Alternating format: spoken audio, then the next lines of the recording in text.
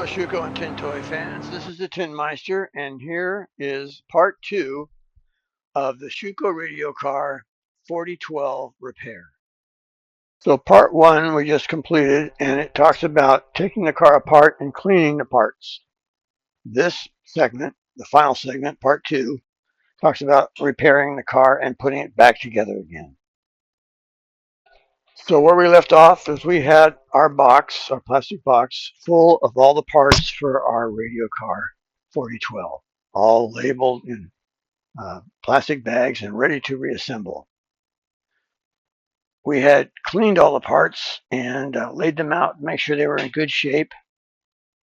And everything is here except for the music box. And we'll talk about repairing the music box in just a moment.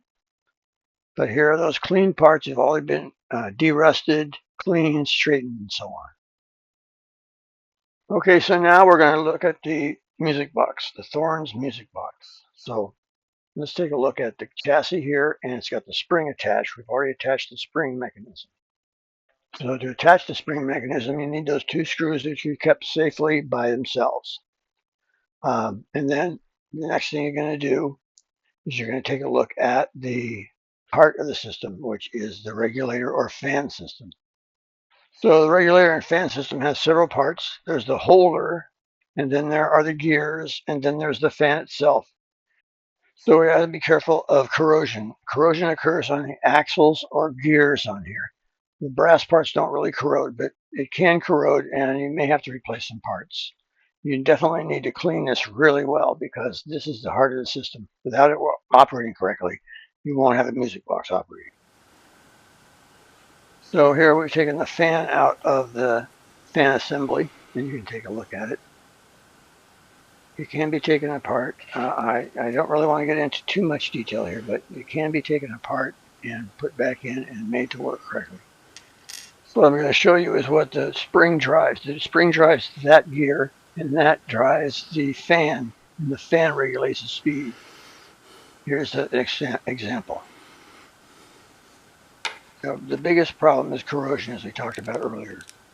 You can always clean these parts, but corrosion is hard to get rid of sometimes, especially on the axles. They're so small. So take a look here. You can see the fan turning. It's driven by the spring, and the fan turns and regulates the speed of the music box. So a little oil and a lot of cleaning really go a long way of making this thing work. So cleanliness is next to godliness, especially when it comes to music boxes. The cleaner it is, the better it's going to run. And you just got to watch out for corrosion, but you got to clean it, clean it, clean it. So the switch on the dashboard makes the fan stop. That's true of all the radio cars in the Schuco line that I know of. So the ivory switch on the dashboard, when it rotates, the other end of it goes down and stops the fan from turning, and therefore the music box stops.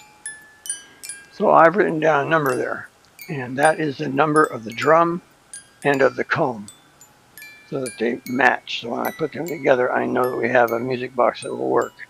Because as I said earlier, the comb and the drum are made to play one song, and you have to have the matching numbers. So here is the drum, and you can see the number on there, hopefully. And you want to match that with the number of the comb. So I put the number on there, not Schuco, and it reminds me what drum number and comb number I should be putting on that particular music box. So here are some of the other parts of the music box. Here's the spring mechanism, and as I said before, don't pull that spindle out unless you want another project in your hands. If the spring is broken, we can fix it. That'll be an episode later on. There is the comb, and if you look at the bottom of the comb, you can see the number. It matches up with the drum. My finger is pointing to it right there. So that says 349, 3419, I think it is. When we take a look at this, it says 3419. And if we take a look at the drum, we can see it if we turn the music box on. You can kind of see it at the edge of the gear that drives the drum. So let's see if we can see it. You got to get real close. And so let's take a look at the edge of that gear. You should be able to see a 3, 4, 1, 9. So we match. Unfortunately, our comb is broken, so we're going to have to find one that matches up with 3, 4, 1, 9. So let's finish putting this music box together. We put the bottom of the comb, the side with a number on it, down onto the base plate, to the chassis, and attach it with those 2 brass screws. Now, of course, our comb is broken, so let's take a look at one that is not broken. And when you attach the comb, it has a certain distance between the drum and the comb, and that distance is critical. I don't have an exact number, but you need to be careful because that if it's too tight, it'll break the comb, and if it's too loose, it won't sound the music box. I have asked an expert in Thorn music boxes about that issue. He's a nice fellow, and I'll include his name and contact information at the end of this video. So there are some other critical measurements or clearances you should be aware of, and that is between the fan assembly and the drum assembly. Without correct alignment and distance, the music box will not operate.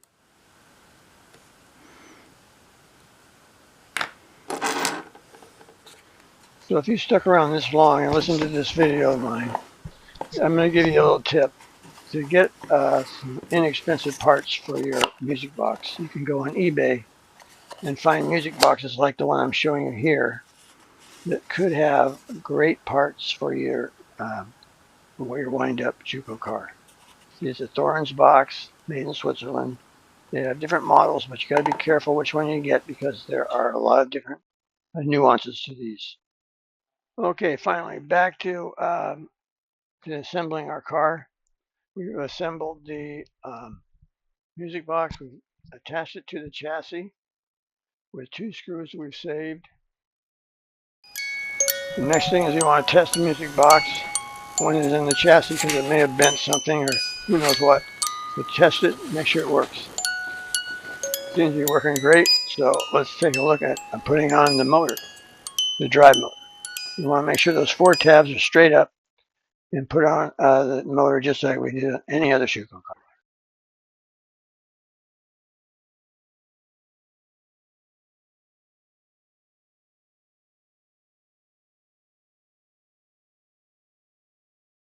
So now let's tackle the green box that surrounds the music box. We're going to put on the switch for the music box with a little spring that we cleaned.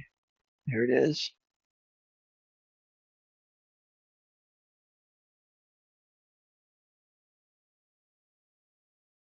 That's completed. We're going to put the steering column on after it's all been cleaned up, and this is how it should look when it's done.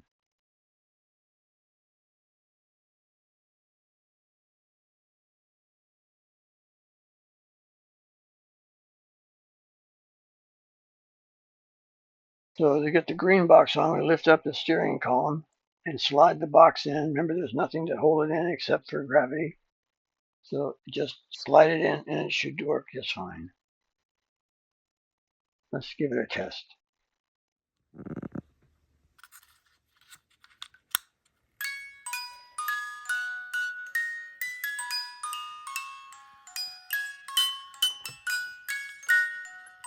Well, it works and that's great. So you want to test your toy every time you make a major improvement. And so once you put the green box on, that's a major improvement. So you want to test everything out, turn it on and off, and then you'll check out the brake. So we'll turn the car around so you can take a look at it. And we'll try the brake out. Notice it should go down on the rear wheel so it won't rotate. So we turn the brake handle, should push down on the rear wheel. There it goes. And we're all good.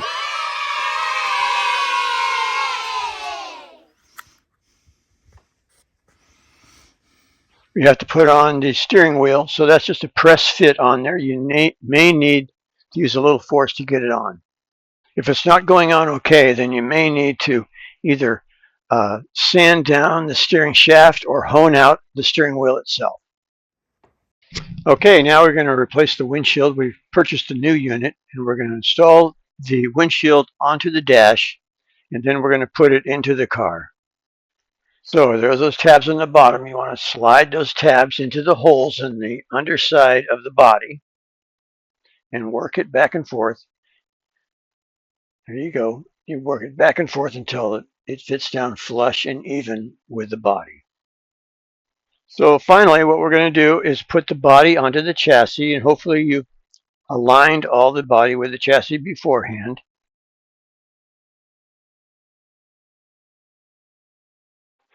And this is what it looks like when we're completed. And before, this is what it looked like. We've got some before and after photographs to show you.